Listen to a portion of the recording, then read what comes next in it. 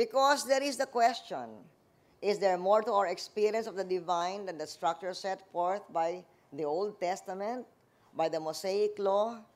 Is this the only place where God's voice may be heard by the victims of the families, inconsolable in their grief or impassioned with revenge?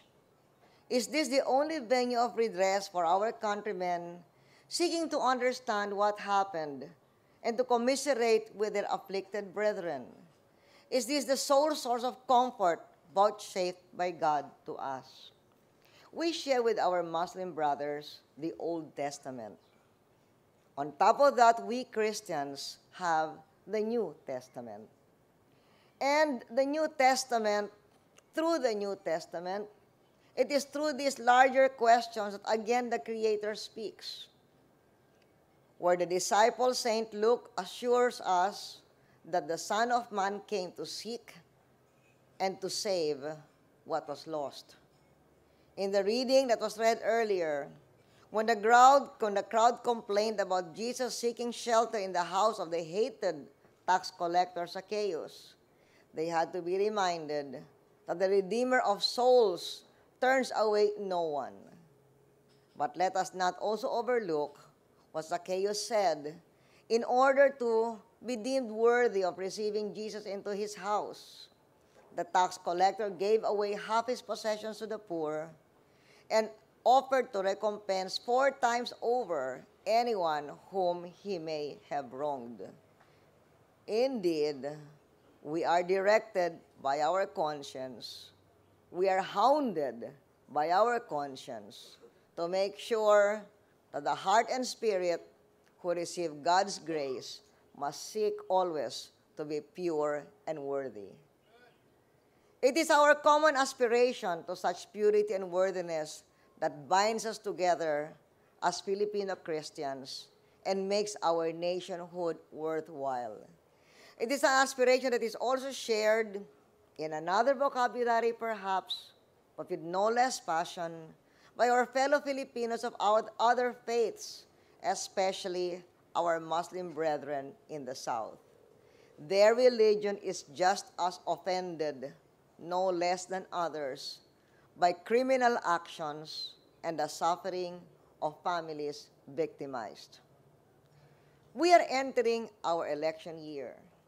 This is the last National Prayer Breakfast I will be joining you as president. This time next year, another leader of our country will hopefully break bread with you in common prayer and fellowship.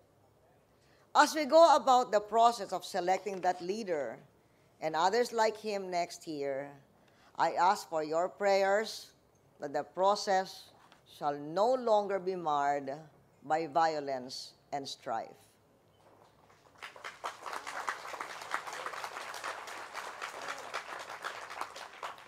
Let us pray that this will be a time to empower the people, not to cower the people. And in the meantime, so this is my last National Prayer Breakfast as president, I asked Jotan, do you only have a prayer breakfast once a year? He said, no, one big one once a year, but we have many other frequent small ones. Isabel and I were discussing that our administration would like to be more involved in your little prayer breakfast. And as I have hosted this prayer breakfast here in Malacanan, the bigger one, I hope that there will be other occasions before I step down to be able to host other little prayer breakfast with you.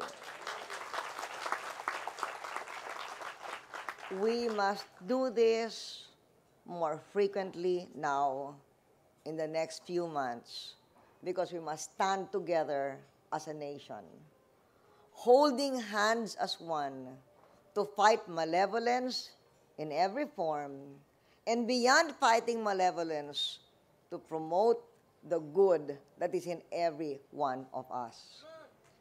Naway, lagi tayong bantayan, batbasan, at patubayan ng buong may kapal nating lahat. Maraming salamat sa inyo.